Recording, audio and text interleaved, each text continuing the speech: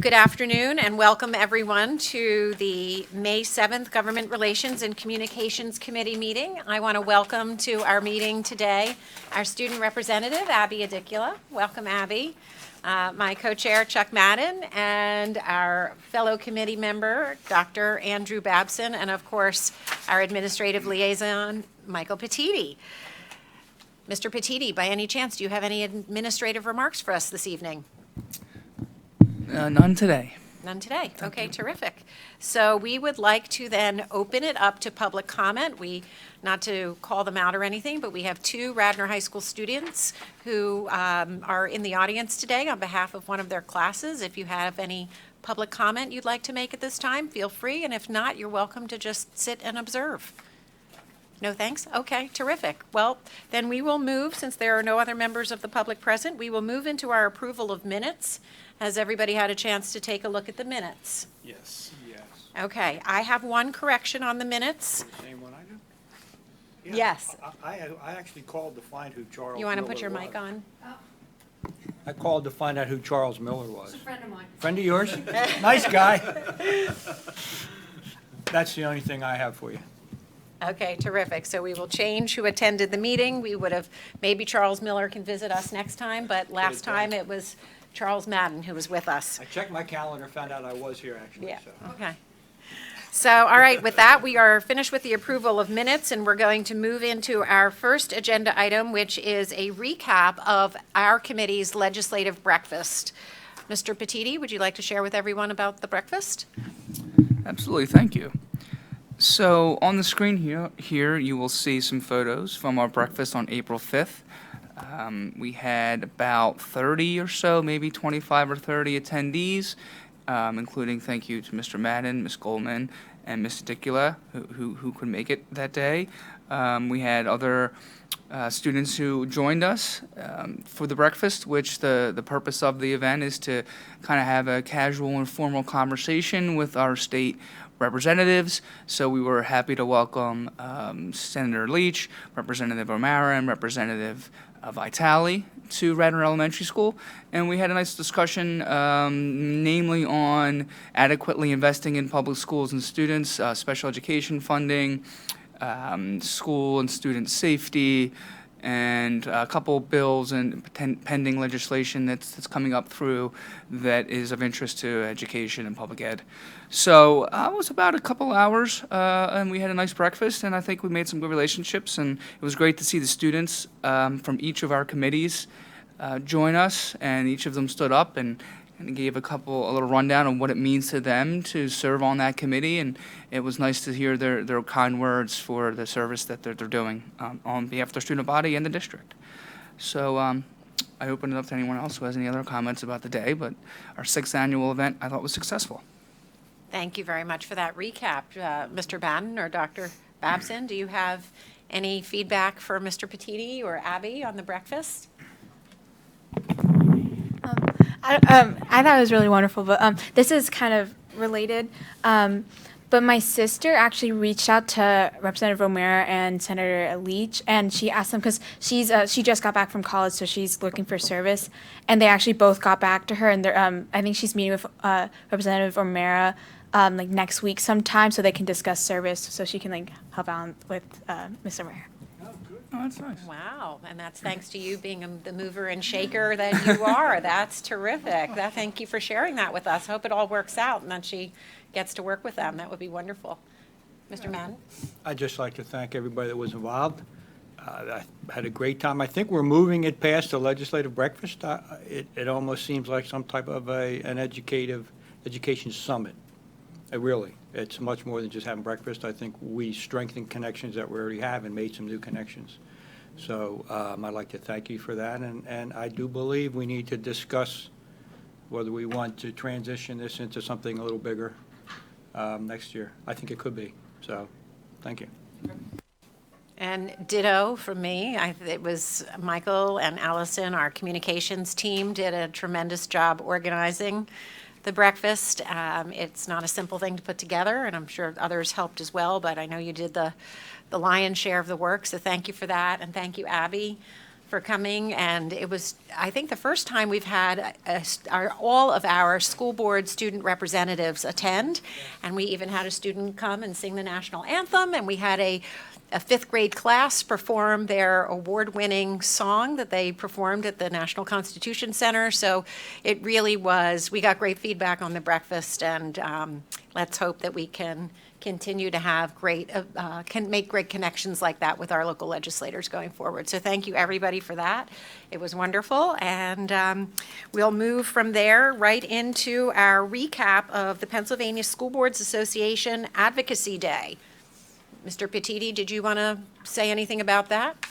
Oh, just that you'll see on the screen here is the rundown, I believe, I hope this is correct, of the day on April 29th that we pulled from the PSBA website. So for those that just get a quick reference of what happened that day, and then I know you were in attendance, I believe, Ms. Coleman, so if you wanted to go over how that was on the ground, I turn it over to you. Well, I actually was fortunate to be in the company of two of my comrades here on this committee, Mr. Madden, Dr. Babson, and our board president, Susan Stern, went along too. It was a great day, but I'll let them add whatever comments they want to say about the experience. Dr. Babson? Sure. It was a great experience. It was similar to the one that I had in DC in January, and the goal of the day is to gather members of PSBA, school board members from around the state, to come together to the Capitol and to meet lawmakers and to lobby with them. Or the process of lobbying is fairly straightforward. You set a meeting and you propose ideas for them to consider for legislation. You provide data or information to back up your argument, and then you leave some kind of information behind so that they can remember what you talked about, and you should also leave your contact information, et cetera. So that's basically the process of lobbying, and this is a day for school board members to lobby for positions and ideas that PSBA, the Pennsylvania School Boards Association, has agreed are important for them to know about. And so it was a great opportunity to do that. It was very similar to the experience on the national level. And there are a few items that perhaps we'll cover here in a minute, but a few items that we all agreed that were very important to cover. It was also just a good opportunity to network and to see other school board members and to build that sense of community. Great, thank you, and so appreciative that you came for the day, and thank you for those impressions. Mr. Madden, do you have any brief impressions? I would just like to echo that. It was it's an exciting time. It's a time to reestablish some connections that we already have. I saw a lot of people from all over the state that I've worked with on different projects, I guess you would call it. I think what I realized was the interconnection that we need to strengthen between Delaware County legislators. I think that's something that we had talked about. We did go around and invite the legislators to our county legislative breakfast, which is coming up May 17th. May 17th, and we physically gave them an invitation and verbally invited them if they were there, and if not, their staff to try to come. So we're working on that piece, which is a little bit of an advocacy thing, to get them to come back and meet with us here. And I think in the future, we will pursue meeting with the legislators up there as possibly a delegation. There's also a new chairman of the Education Committee, so there's thoughts that we may entertain a meeting with him from our group to go up. I think that's something that we may begin to reach out to other people. He seems like a very welcoming guy. He's really big into CTE education, and I think we can pull a meeting off with him, so that would be good. Okay? Great, Thank you. thank you. And just for Abby's benefit, she wasn't with us, but what we talked about, Abby, on behalf of the Pennsylvania School Boards Association, who organized the day for us, was early intervention, basic education funding, increasing that, reforming cyber charter tuitions, which we're going to talk about a little bit more this afternoon, and PlanCon reform, which is a source of funding from the state that used to help school districts with funding their construction projects, and that money has gone away. So the School Boards Association, needless to say, is eager to see those funds come back. The other thing that we had a chance to do, I don't think Chuck was there, but, or Dr. Babson, Susan Stern and I sat in on a House Education Committee meeting, which just so happened to be held that day. And there were 3 bills up for approval that all passed and have now moved out of the House Education Committee and will go into the on the docket for the full chamber at some point if they're called for a vote, one of which I think actually was being voted on by the chamber this week, if not today, and that's House Bill 800, which would increase the amount of scholarship funding under the Educational Improvement Tax Credit Program. And that is a whole separate issue that I think we'll be tackling. It is concerning because it is a way for businesses to be able to take their state tax bills and designate them to go into a scholarship program as opposed to into the general fund to help fund public education. So it's a complex issue, but public education advocates are very, very concerned about this, especially because there was an amendment to this bill that was passed that day, which includes what's called an automatic escalator, which means that every year that tax credit cap will go up. So that is another way to divert more and more money that's coming into the state through taxes to go into scholarships for non-public schools as opposed to help fund public education. So we're not going to get into that today, but it is a pretty urgent topic for us to talk about, and we'll do that at a future time. But it was a great day. It didn't rain, which I always think is a wonderful thing because you do a lot of walking in Harrisburg. So it didn't rain, and once we found out that it was a sunny sky, everything else was sunny too. So that's the recap of the PSBA Advocacy Day, and that will move us into our third and final agenda item for today, which is our consideration of 2 cyber charter tuition funding reform resolutions. So, Mr. Petiti, would you like to walk us through those? Yes. So you'll see that these 2 resolutions that we're discussing are your last 2 pages of your packet. And the first one we are tackling is the general, I'm calling it a general cyber charter school funding resolution, looking to reform the way that that's done, the funding is done. Along with that, these 2 resolutions, draft resolutions, are materials that the public can access, download from our website that explain a little more about cyber charters and cyber charter funding and the need for these some reforms in that area.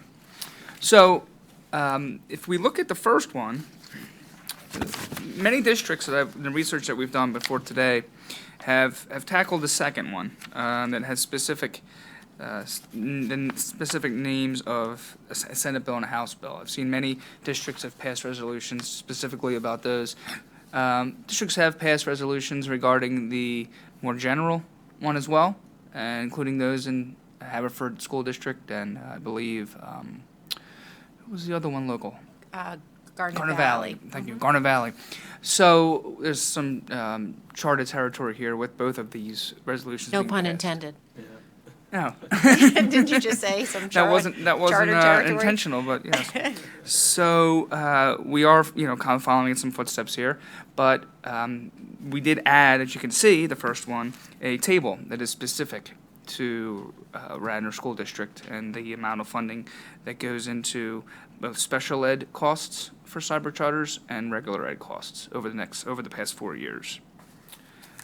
So if we would start with that and a discussion around the language in that resolution and whether we feel that Again, it was taken from some samples that have been floating around out there and just kind of made more specific to our district. We could start there and then move on to the second one. Can I just flesh out the context a little Yes, bit yep. for maybe students who are in the room and Abby's sake? We're talking about our concern with cyber charter school tuitions. And the reason why we're concerned about those is because it is up to, according to Pennsylvania law, the state of Pennsylvania is the sole authorizer of cyber charter schools. Yet, school districts are supposed to assume the responsibility of paying the tuitions of students within their district who want to attend a cyber charter school. So there's very little control that the district has over whether or not those schools exist. There's a huge lack of accountability on the part of many of those schools. And you know, while we're not here to weigh in and make a judgment about any individual family's decision to educate their child through a cyber charter school, what we are concerned about is the way those tuitions are established. And the tuitions that are paid by school districts with our local taxpayer dollars are determined by the state based on what it costs to educate a student within a brick and mortar school district like ours, where you have expenses like food service, art programs, gym classes, things like that that aren't offered at a cyber charter school. And so what's been determined is of the $500 million that's spent on cyber charter education by school districts with taxpayer dollars, if there were to be, in one of these resolutions, a funding cap that is more reflective of the actual cost of educating a student in a cyber charter school, it would save school districts about half of that across Pennsylvania, where it would only cost them about $250 million to fund those tuitions for students as opposed to $500 million. And that's real money that needs to be used within a public school, brick and mortar public school. So, you know, one of our proposals is to the second one that talks about cyber charter school funding reform in general is asking our legislators to consider putting a more realistic cap on what those tuitions are and make sure that those tuitions reflect the actual cost of educating the student in a cyber charter school as opposed to using what it costs in a brick and mortar school, because there's a real difference. And the other resolution that we are going to be discussing has to do with two pieces of legislation that are, one is in the House and one is in the Senate, that would allow school districts, if this legislation were to pass, that would allow school districts that offer their own cyber charter programs to be able to not have to pay for a family's decision to send a child elsewhere to a cyber charter school as opposed to use what's offered by that school district, therein saving those school districts a lot of money as well. So there are two different paths to go in order to try to help rein in the costs that school districts are facing. And within Delaware County, it's over $11 million this year to fund cyber charter tuitions, not because you don't want to allow a student to go to a cyber charter school, but because the tuition is so out of sync with the actual cost for educating that student. So those are the two different resolutions in front of us. I hope that I've made the distinction clear enough that we can enter into a discussion about it, and our goal would be to move these resolutions forward to the full board for a vote at our May business meeting. And with that, I hope that that's enough context. I'd like to get some feedback from everybody on the committee and see if we have consensus here to move these two resolutions forward. Abby, have I given you enough context to be able to weigh in on that? Yes, and also just a clarification question. So these two bills were just in support of them because they are removing the school district's responsibility to fund the charter schools that are non-district, right? Yes, that's correct. If Okay. a school district, those two bills say pretty much the same thing. One was created in the House in Harrisburg, and one was created by somebody in the Senate. But essentially, yes, if a school district happens to offer its own full-time cyber education program, This bill would enable school districts to be able to not have to pay if a student chooses not to use the district's own program, and because that is an option, and that could have saved, it costs a school district on average in Pennsylvania about $5,000 to per student for a cyber charter, in-house cyber charter tuition. So to then have to pay, $12,000, $19,000, $20,000 to send that, to allow that student to enroll in another cyber charter program really is harder to justify. So that's what that bill would do. We, as a school district, do not happen to have a full-time cyber education learning program, but there are many other districts in our county that do. We're going to learn about one of them, actually, at Garnet Valley next Friday morning at our Delaware County School Board's Legislative Council breakfast. But yes, that is what that bill is about. Is that clear? Yeah. Dr. Babson? Sure. Let's see. Okay. So let me just preface this by saying that I approached this topic with great interest because I was involved in working for one of the first cyber charter schools in the country called the Electronic Classroom of Tomorrow in Columbus, Ohio. And this was in 2003, 2004. And that opportunity allowed me to understand both the potential benefits and the potential drawbacks of this kind of education. On the one hand, you could offer an education to a child who may not be physically able, for example, to attend a brick and mortar school. So perhaps they have some kind of physical impediment to doing that, or perhaps there's a social impediment to doing that. And so on the one hand, it would offer that kind of opportunity, or maybe it doesn't have to do with that. Maybe it's something more along the lines of maybe helping parents do a homeschooling type of arrangement. Mm-hmm.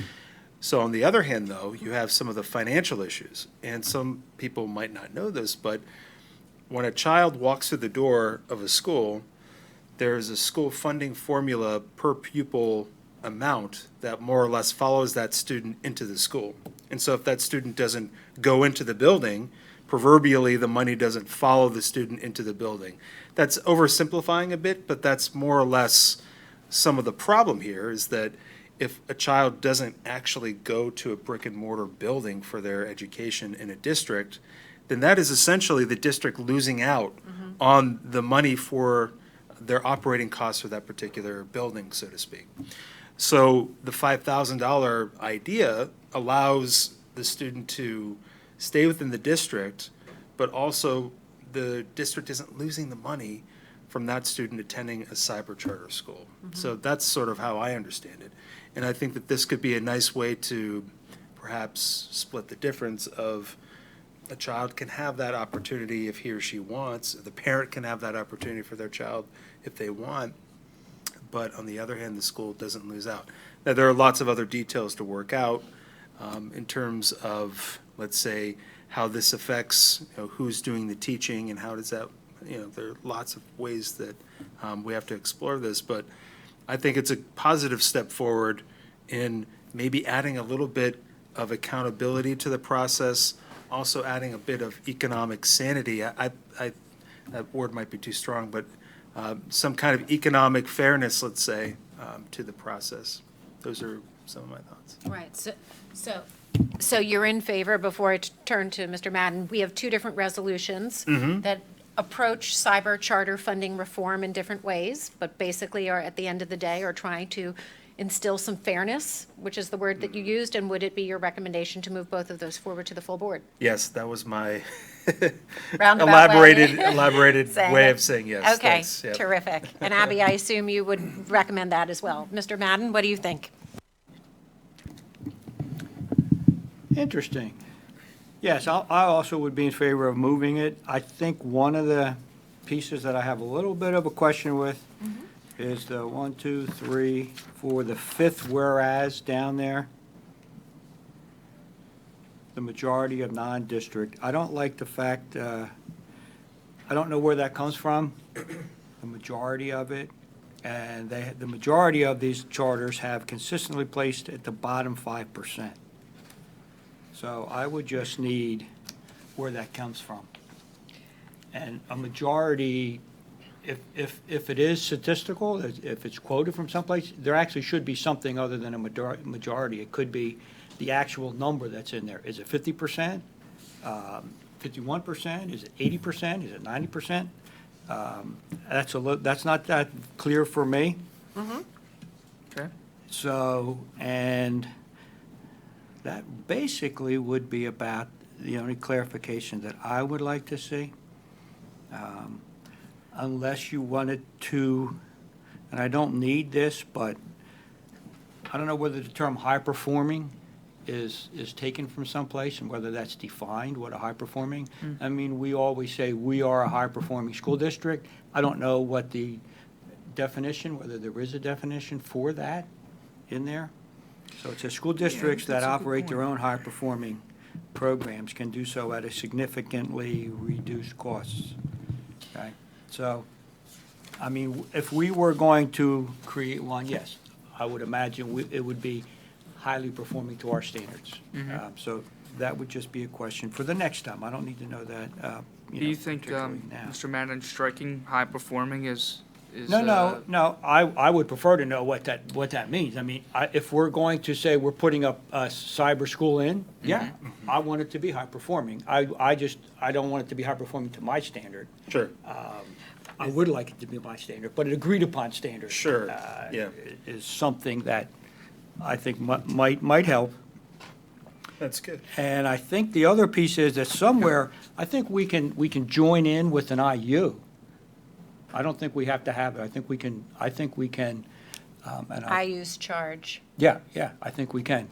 Because Chester County runs one, and it was established back, I'm fairly sure, when I was on the DCIU board through Walter Senkow's efforts.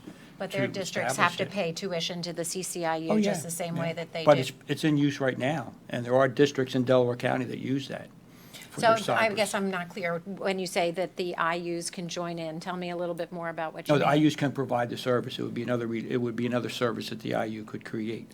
I thought I had seen that in something in the bill, or somebody had told me that you don't have to have one of your own. You need to be able to provide one, just like the services that the IU provides, special ed services, the CTE services, all those services. This could be another service that they provide. I'm not sure that I'm pretty sure, actually, that in both bills, the Senate Mm-hmm. version and the House version, there is no provision for an IU that has a full-time cyber education program to be able to be a resource to district students and save them the tuition, because right now districts have to pay. Maybe not say them to tuitions, but I think we can go through an IU. But tell me more what go through means. Go I guess through I'm an okay. IU is they provide the service, we pay them for it. Well, we can, but I'm just trying to better understand. If we're paying like Agora Cyber Charter for a special ed student $35,000. Right. We would also have to pay, if Delaware, say Delaware County or IU or Chester County IU has a full-time cyber education program and the student's family wanted the student to go there, we would also have to pay that $38,000 to that IU. Well, I think if we are going to move in this direction, we should then negotiate with what the actual costs are for the IU and not pay them the same kind of rate that's being paid. Right, If so there's a cap, that's, if there's a okay. cap on it, that's different. Yeah, no, I'm not looking at this for the IUs to make money.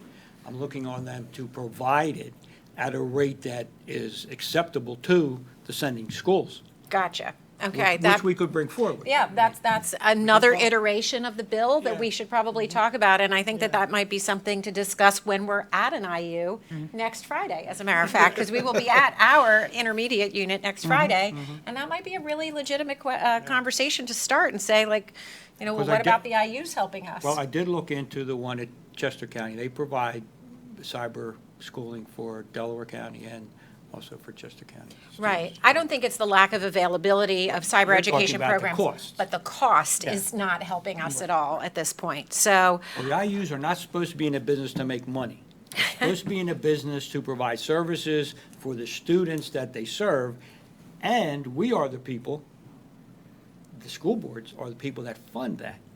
So our new representative should be tagged with doing something about that. So we'll have to make sure that we contact him.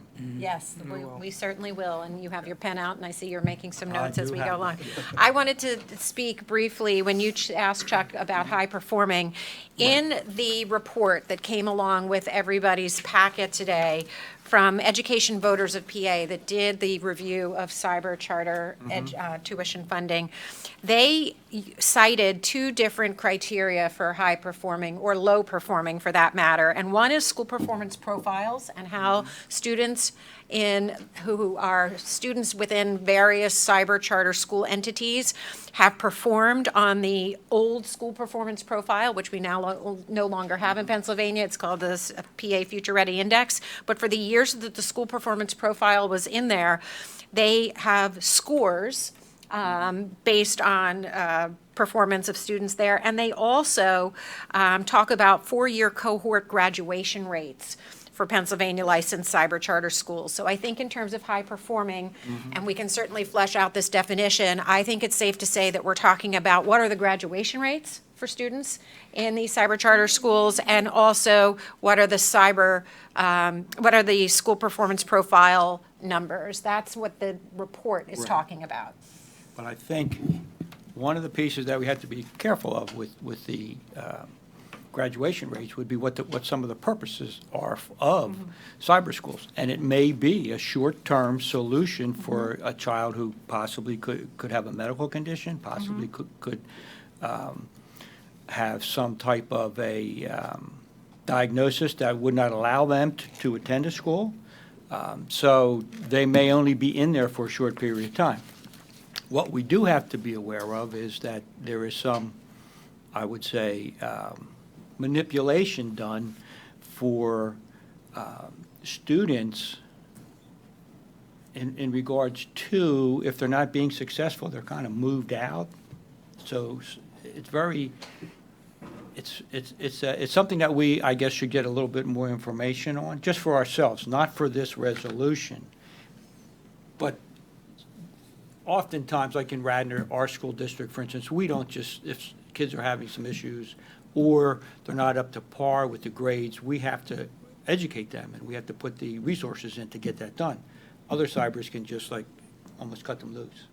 And that decreases their graduation rate, but it also can increase the reporting of some of the testing and things that are done, because those students are no longer part of their school. So the manipulation of some of the statistics that are in there is something that we have to be careful and be aware of. That's all.